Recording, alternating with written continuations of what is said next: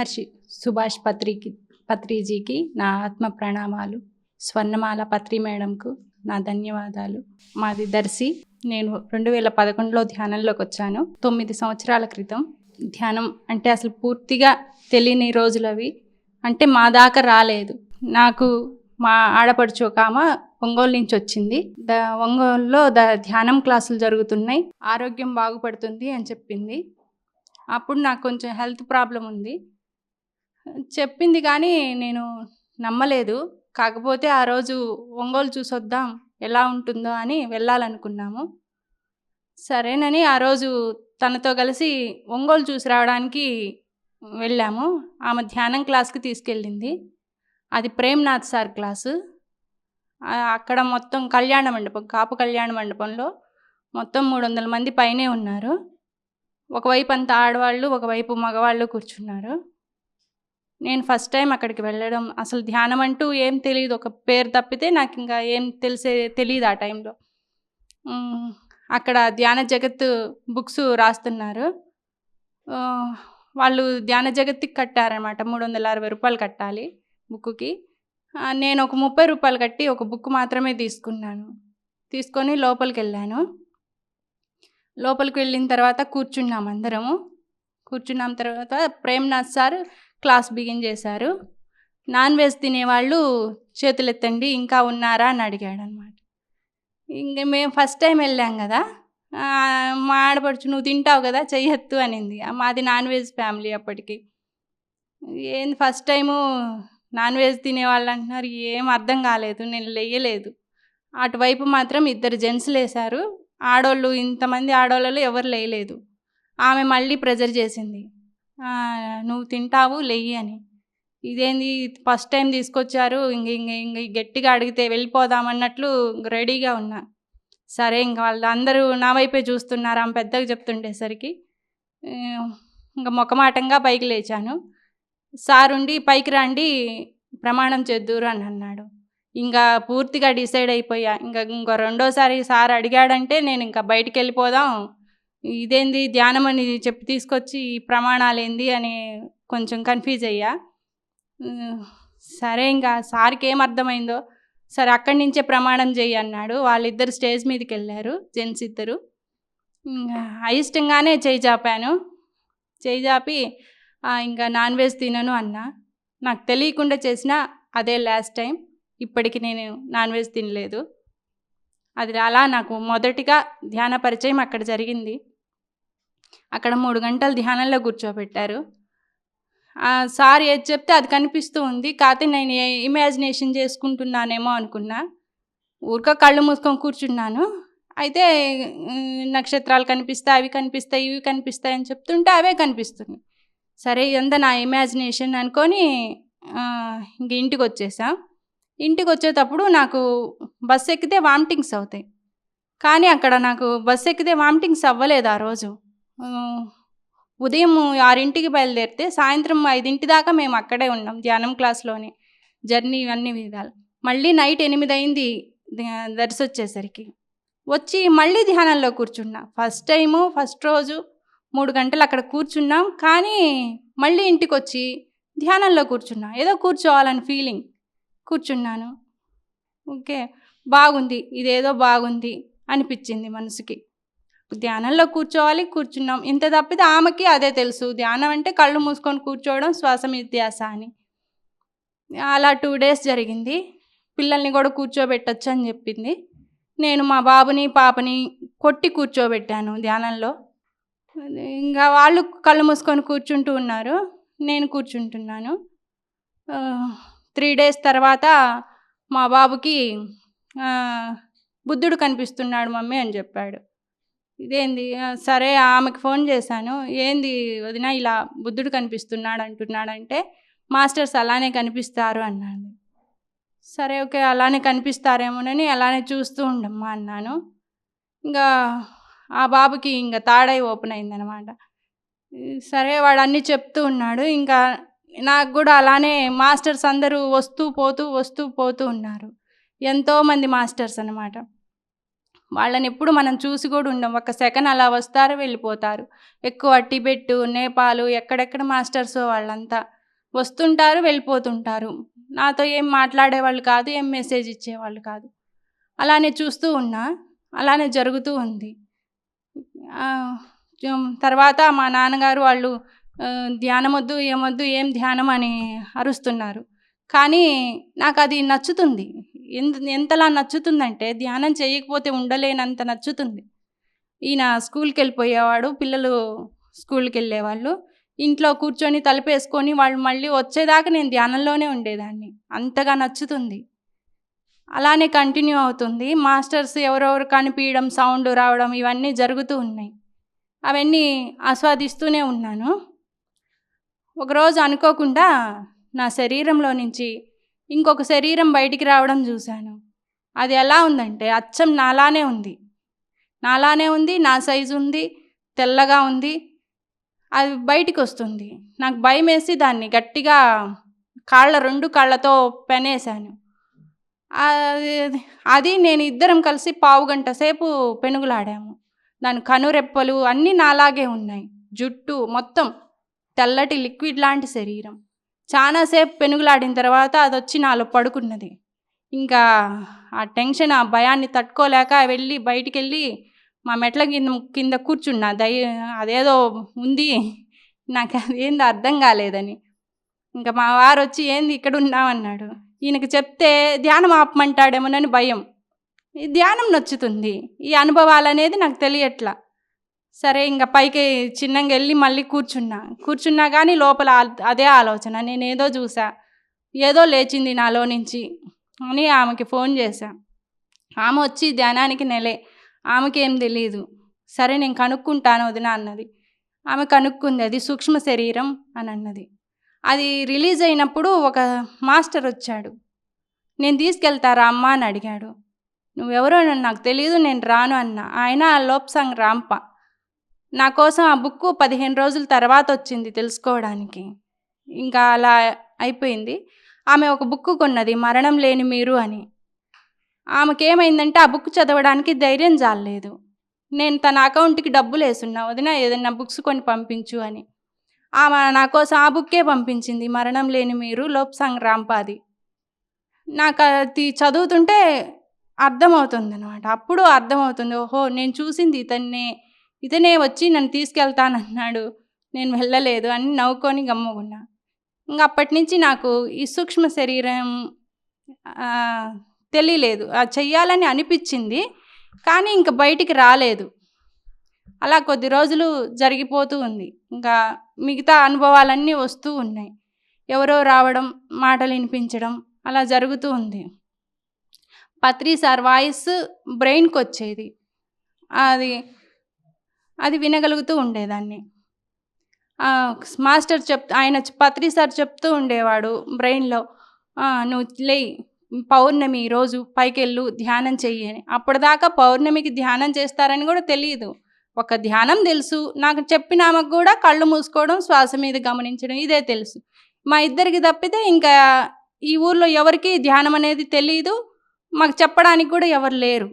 ఇప్పుడు మనం చాలా అదృష్టవంతులం. ఎందుకంటే పిఎస్ఎస్ఎం ద్వారా మొత్తానికి ఎన్నో అనుభవాలు, ఇప్పుడు మేము కోల్పోయాను నేను ఆ టైంలో, కానీ పొందుతాం ఒక టయానికి. ఇప్పుడు ఆ బాధ లేదు. ప్రతి దానికి మనకు సొల్యూషన్ పిఎస్ఎస్ఎంలో దొరుకుతుంది. ఆ విధంగా సూక్ష్మ శరీర అనుభవాన్ని నేను మిస్ అయ్యాను. తర్వాత ఇలానే ధ్యానం చేస్తూ ఉంటే ప్రతిసారి ఇన్నర్ వాయిస్ వస్తుంది, నువ్వు వెళ్ళు, పైకెళ్ళి ధ్యానం చేయి, ఈరోజు పౌర్ణమి, నలుగురిని కూర్చొని ధ్యానం చేయి అనేవాడు.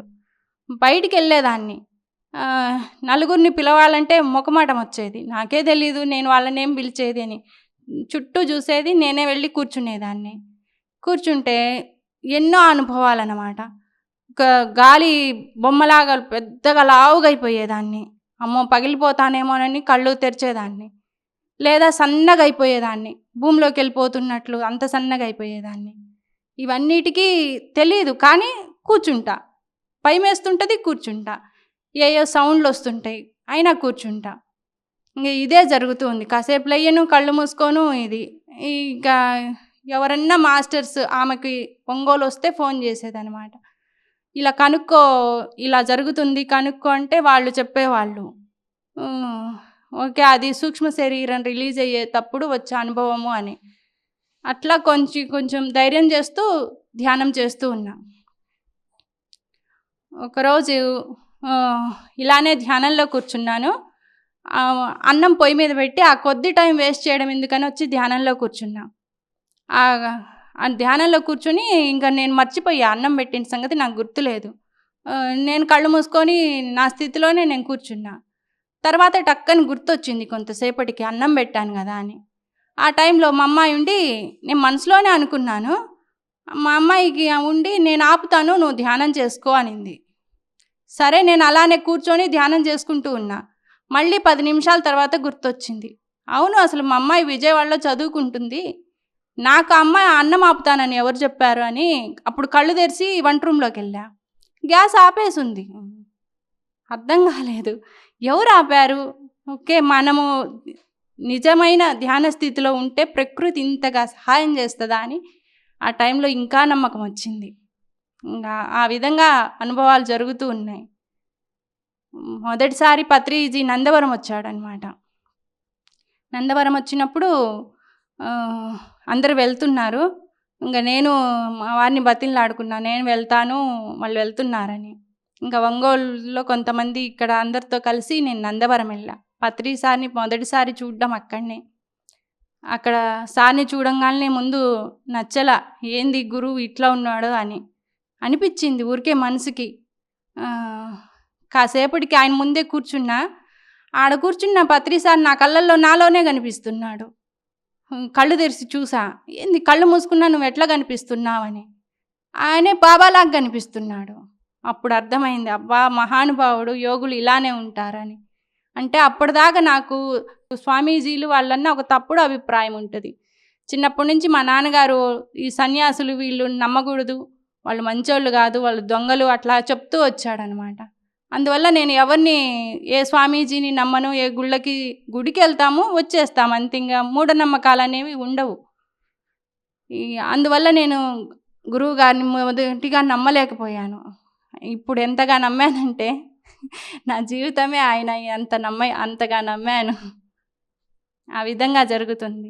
మొదటిసారి నన్ను మార్చింది ధ్యానాంధ్రప్రదేశ్ పుస్తకం. నేను కొనుక్కొచ్చిన 30 రూపాయల పుస్తకం. ఆ పుస్తకం ఇంట్లో పెట్టి నేను అటు ఇటు తిరుగుతూ ఉంటే ఆ పత్రి సార్ కళ్ళు నన్ను ఆకర్షించేవి. ఎందుకు ఇంతగా నన్ను ఆ కళ్ళు ఆకర్షిస్తున్నాయని ఆ దగ్గరికి వెళ్ళేదాన్ని. ఒక్కరోజు ఆ పుస్తకాన్ని 150 సార్లు చూశానంటే ఆ ఫోటోని ఎంతగా ఆకర్షించుంటాయో ఇప్పుడు కూడా అనిపిస్తుంది. పత్రి సార్ కళ్ళు, యేసుప్రభు కళ్ళు, సాయిబాబా కళ్ళు, ఈ ముగ్గురు కళ్ళు నాకు ఒకేలాగున్నాయి. అంతగా నన్ను ఆ కళ్ళు ఆకర్షించి ఇంతగా ధ్యానం చేయడానికి ప్రేరేపించాయి. ఎక్కువ టైం ధ్యానానికే కేటాయించేదాన్ని. కూర్చోవడం, ధ్యానం చేయడం, ఏవో అనుభవాలు వస్తూ ఉండే పొందుతూ ఉండేదాన్ని. ఇలా జరుగుతూ ఉంది. కొంతకాలం తర్వాత మళ్ళీ సూక్ష్మ శరీరం చేయాలన్న ఆశ కలిగింది. అందరూ అప్పటికి కొంచెం మాస్టర్స్ వస్తూ ఉన్నారు మా దర్శికి. మొదటిసారిగా ఈతముక్కల హరి సార్ అని, ఆ సార్ ఇక్కడ 2012లో, మేము 11లో వచ్చాము. 2012లో సారు ఇక్కడ ఓపెన్ చేశాడు, క్లాస్ ఓపెన్ చేశాడు. 4 వచ్చి అక్కడ బిగిన్ చేశారనమాట. నేను వారం వెళ్తూ ఉండేదాన్ని. వాళ్ళే ఎవరో ఒకరు మాస్టర్స్ని పంపించేవాళ్ళు అనమాట. అట్లా ఇక్కడ జనాలు బిగిన్ అయ్యేవాళ్ళు. వాళ్ళకి భోజనం అయ్యి నేనే చూసుకుంటూ ఉన్నా. అది నాకు ఎంతో ఆనందం, అదృష్టం కూడా. ఆ విధంగా వాళ్ళు వస్తూ ఉన్నారనమాట. వాళ్ళ ద్వారా నేను చాలా ఇంకా తెలుసుకుంటున్నా. ఓహో, సూక్ష్మ శరీరం అంటే ఇది, నేను మిస్ అయ్యాను కదా అనుకుంటూ ఉండేదాన్ని. ఈ టెలిపతి, ఓహో పత్రి సార్ నాతో ఇలా మాట్లాడుతుంది, దీన్ని టెలిపతి అంటారా అని అప్పుడు ఒక్కొక్కటి తెలుస్తున్నాయి. ఇలా ఉంటాయా ఇవన్నీ, ఇవా అనుభవాలంటే అని.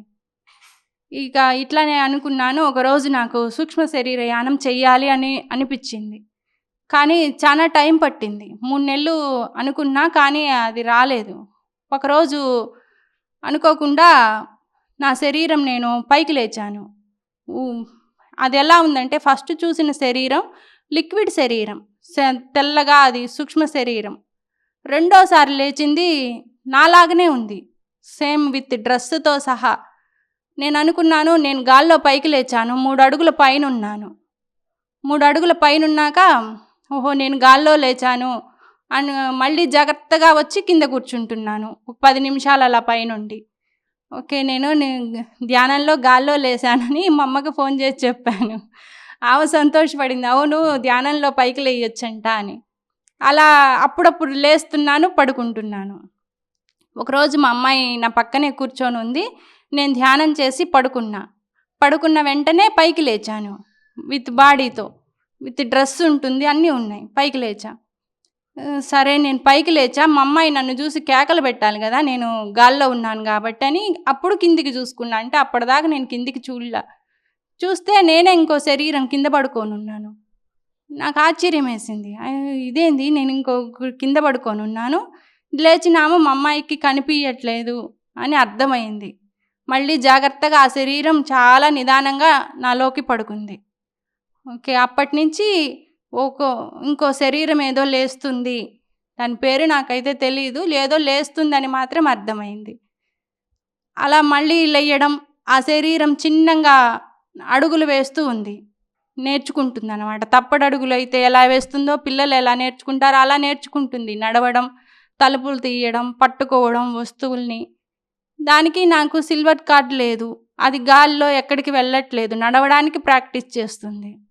ఇది ఏం శరీరం అయి ఉంటుందని నాకు డౌట్ వచ్చింది. ఎవరినైనా అడుగుదామనుకుంటే చాలా మొఖమాటస్తురాల్ని, అడగలేను, భయం ముందు అడగాలంటే.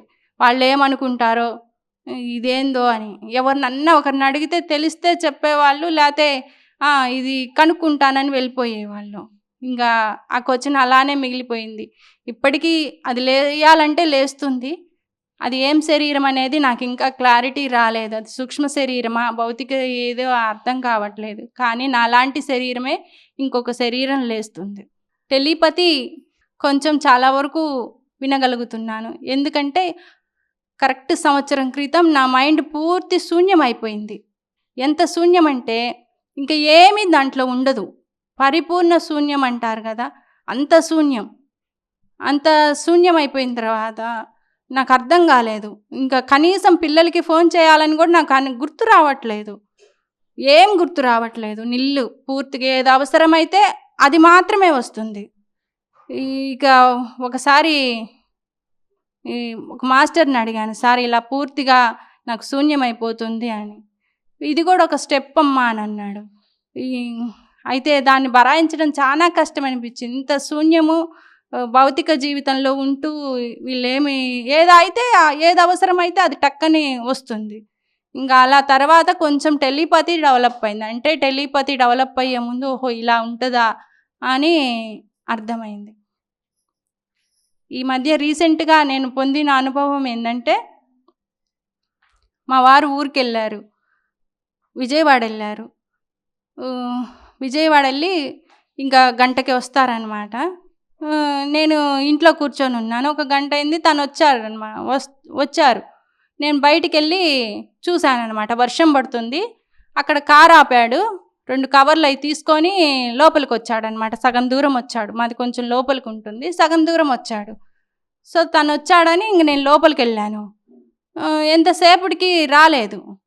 ఏంది ఇంతసేపు, నేను ఫోన్ చేశా, ఏంది ఎంతసేపు ఉంటావు బయట, ఇంతసేపు వ్యవహారం చేస్తున్నావు, ఇంక రా ఇంట్లోకి అని. నేను ఇంకా ముళ్ళమూరు దగ్గర ఉన్నానన్నాడు. అదేంది ముళ్ళమూరు దగ్గర ఉన్నానంటావు, నేను ఇప్పుడు నిన్ను అక్కడ కారు ఆపావు, మా సార్ వచ్చారు, అక్కడ మాకు ట్యాప్ ఒకటి ఉంటుంది, అక్కడ ట్యాప్ దగ్గర కారు ఆపాడు, కవర్లు అవి తీసుకొని లోపలికి వచ్చాడు. లోపలికి వస్తూ ఉంటే నేను చూశాను, ఇంక తను లోపలికి వస్తున్నాడని నేను లోపలికి వచ్చేసా. లోపలికి వచ్చిన 10 నిమిషాల తర్వాత కూడా తను రాలేదు లోపలికి. నాకు ఇంకా చూసి నేను ఫోన్ చేశాను, ఇంక రా బయట ఎవరితో మాట్లాడుతున్నావు అని. అంటే వస్తున్న అతను వెనక్కి వెళ్ళాడనమాట, సగం దూరం వచ్చి. ఎంతసేపు మాట్లాడతావు రా అన్నాను. అప్పుడు తను నేను ముళ్ళమూరు దగ్గర ఉన్నాను, వస్తున్నాను అని అన్నాడు. నేను కోప్పడ్డా, నువ్వు ముళ్ళమూరు దగ్గర ఉండడం ఏంది, ఇప్పుడే కదా వచ్చింది, నువ్వు లోపలికి వస్తుంది నేను చూశాను, ఎవరో పిలిచినట్లున్నావు, వెనక్కి వెళ్ళావు, నువ్వు తమాష పడవాకు, నేను నిన్ను చూశాను అని అన్నా. లేదు నేను నిజంగా ముళ్ళమూరు దగ్గర ఉన్నాను అన్నాడు. నేను నమ్మలా, వాదిచ్చా. చేయబాకు, నువ్వు ఇక్కడికి వచ్చేయి, నేను చూశాను నిన్ను అని. ఇంక నువ్వు ఉండు, నా ఫ్రెండ్స్ ఉన్నారు ఇక్కడనే, నేను డ్రైవింగ్ సీట్లో ఉన్నాను, వాళ్ళతో మాట్లాడు, ఏంది అట్లా అడుగుతున్నావు అని అన్నాడు. నాకు అర్థం కాలేదు. అదేంది, నేను చూశాను కదా మిమ్మల్ని అని ఆలోచిస్తూ కూర్చున్నా. ఒక అరగంట తర్వాత తను వచ్చాడు, లోపలికి వచ్చాడు.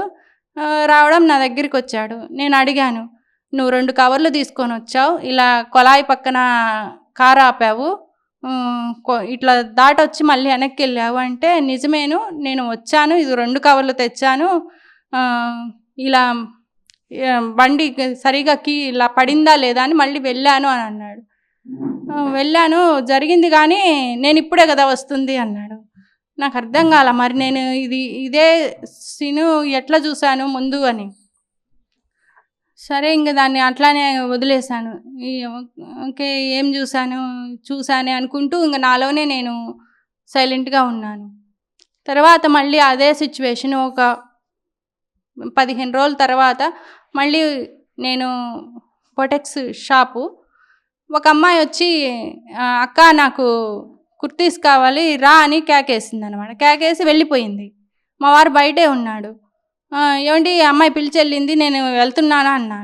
ఎక్కడ పిలిచింది, నేను బయటే ఉన్నాను కదా, ఎవరు రాలేదు అన్నాడు. వచ్చింది ఆ అమ్మాయి, పిలిచెళ్ళింది అంటే రాలేదన్నాడు. సరే ఈయన చూడలేదేమోనని గమ్ముకున్నాను.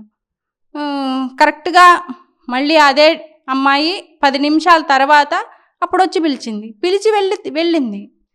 ఇప్పుడు చూశాను నేను, ఇప్పుడు జరిగిందన్నాడు. సరే నాకు అర్థం కాలే, నేను ఇందా చూశాను కదా ఈ సిచ్యువేషను అని. అమ్మాయి దగ్గరికి వెళ్ళా. ఇందాక వచ్చావు కదమ్మా నువ్వు అని అడిగా. నేను రాలేదక్క, ఇప్పుడే వస్తుంది, మా వాళ్ళు అక్కడే ఉన్నారు, వాళ్ళు టెన్షన్ పడతారని నేను వెళ్ళాను, ఎమ్మటే నిన్ను పిలిచి అన్నది. అంటే ఓకే, ధ్యానం ద్వారా ఇంకొంచెం ఇలా మనం ముందుకు వెళ్ళి తెలుసుకోవచ్చు అని అర్థమైంది. ఈ ధ్యానం తర్వాత జీవితం, ధ్యానం ముందు జీవితం అని. ధ్యానం చేసిన తర్వాత నా జీవితం అద్భుతంగా మారిపోయింది. అన్ని ఆరోగ్య సమస్యలు పోయాయి. మా బాబు చాలా సన్నగా ఉండేవాడు. ఎప్పుడైతే ధ్యానం చేశామో వాడు చాలా బలంగా అద్భుతంగా తయారయ్యాడు. మా కుటుంబ సమస్యలు మొత్తం తీరిపోయాయి. రూపాయి లేకుండా మేము ₹1,00,00,000 ఇల్లు కట్టగలిగాం. అంత అద్భుతంగా జరుగుతుంది. ధ్యానం is amazing power. Patri sir is great master.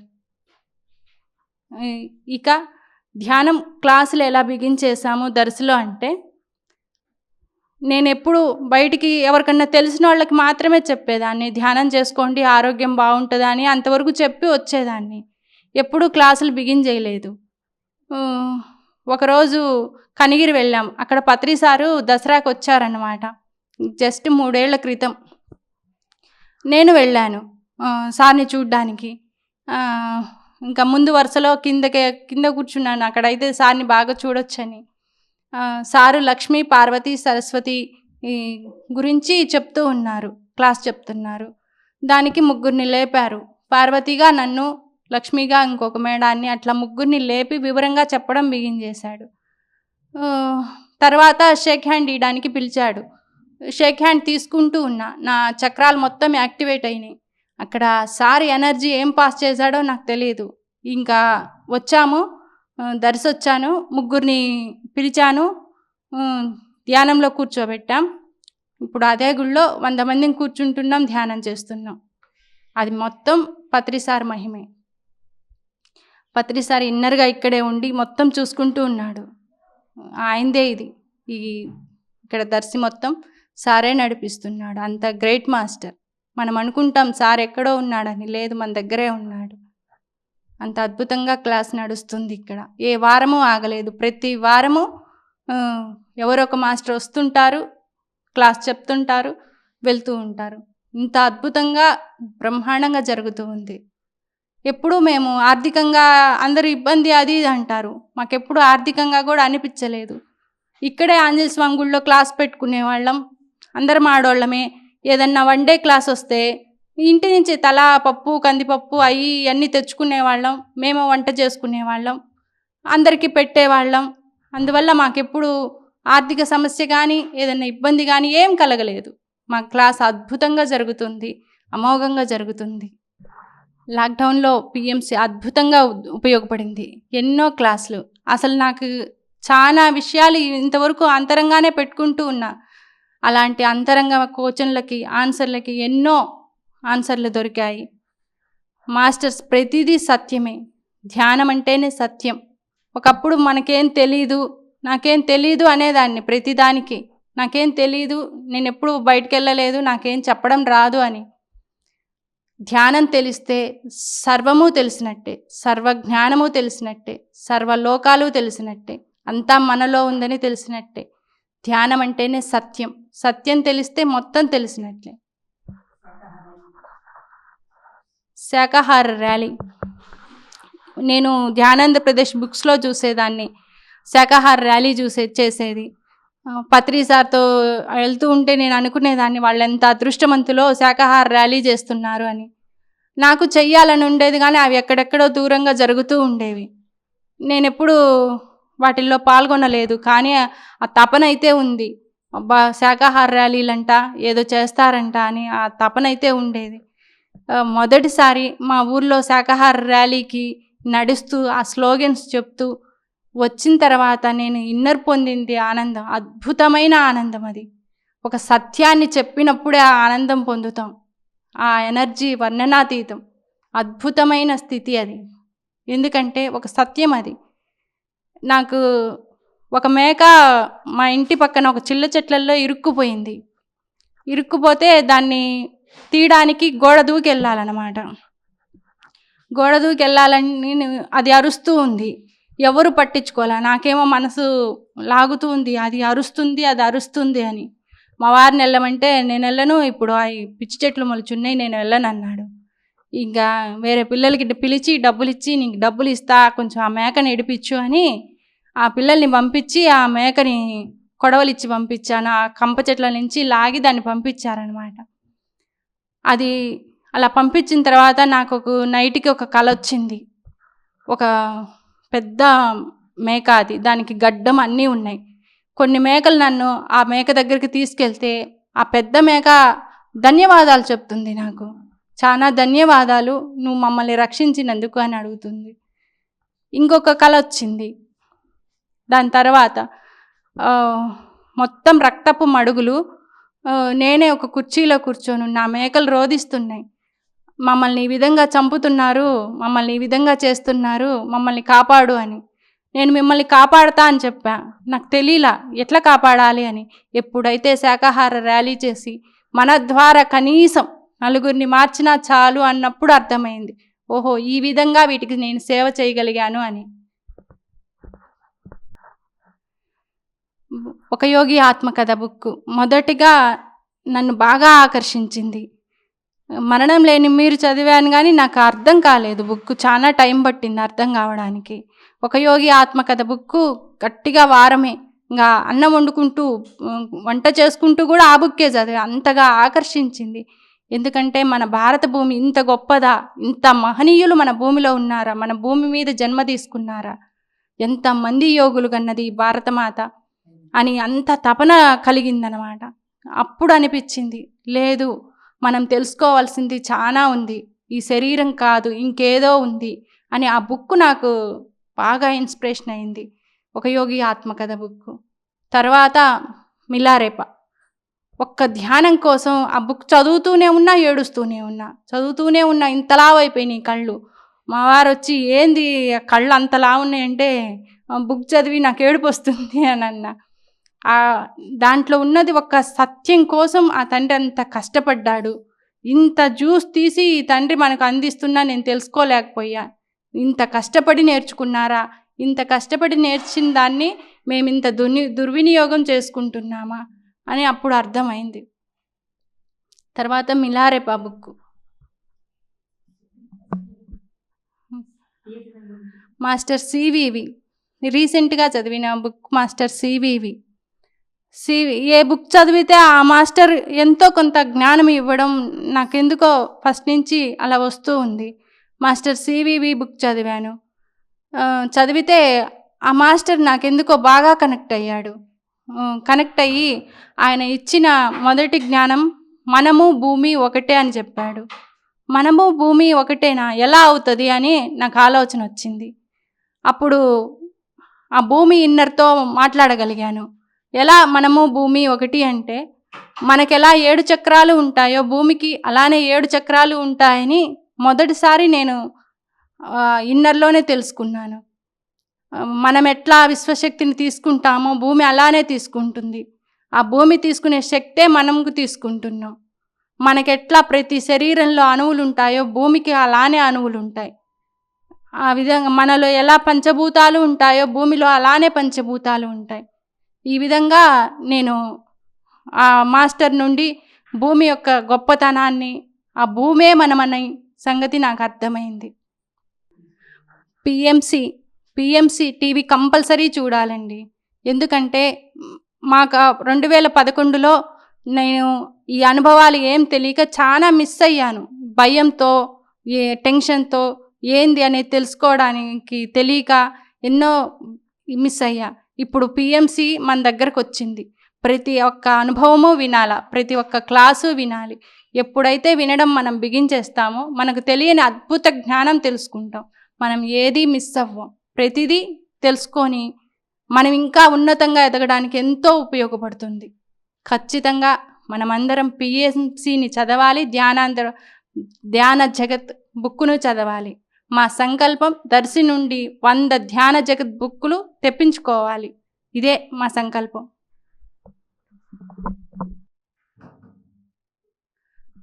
మాకు పిఎంసి ఛానల్ వాళ్ళు వస్తున్నారు, మీరు ఇలా మాట్లాడాలి అని చెప్పారు. మాకు అర్థం కాలేదు అసలు ఏం వస్తారు, ఏం మాట్లాడాలి అని. మాకు సూర్య సార్ వచ్చి తన అనుభవం చెప్పాడు. అమ్మ ఇది నా అనుభవం, ఇలా నేను నా అనుభవాన్ని చెప్పాను, మీరు మీ అనుభవాలను చెప్పండి అని పిఎంసి ఛానల్ సార్ ద్వారా ఇంతమంది ధైర్యంగా మేము మాట్లాడగలుగుతున్నాం. పిఎంసికి, పత్రి సార్కి మా శతకోటి వందనాలు. పత్రి మేడం గురించి నా చిన్న అనుభవం. మొదటిసారి పత్రి మేడాన్ని శ్రీశైలంలో చూసాం. శ్రీశైలంలో కలిసాం. మేడాన్ని చాలాసార్లు కడతాల్లో చూసినా ఆమె దగ్గరికి వెళ్ళాలంటే ఏదో భయం. ఇంకేం భయం లేదు. ఒక కోటీశ్వరుడి దగ్గరికి ఒక పేదవాడు వెళ్ళడానికి ఎందుకు భయపడతాడు? ఏదో తెలియని భీతి. ఇంకా మా దృష్టిలో ఆమె మహా గొప్పది, మహా తల్లి. ఆమె దగ్గరికి పోవడానికి జంకు. అందరూ గుంపులో వెళ్ళి దూరంగా ఆ గుంపులో దూరి షేక్ హ్యాండ్ ఇచ్చి వచ్చేదాన్ని. ఇంకా అంతవరకే ఆ అమ్మతో నాకు పరిచయం. మొదటిసారి శ్రీశైలం వెళ్ళాం. ఆ అమ్మ పిలిచిందనమాట, దర్శి వాళ్ళని రమ్మనండి అని. అప్పుడు ఆమె దగ్గరికి వెళ్ళాం. మొదటిసారి ఆమె మాటలు, ఆమె కాళ్ళ దగ్గర కూర్చున్నా. అప్పుడు తెలిసింది, అబ్బా అమ్మ ఇంత పసిపాపనా, ఇంత చిన్న పాపనా అని. ఎంతో ప్రేమమూర్తి ఆ మహాతల్లి.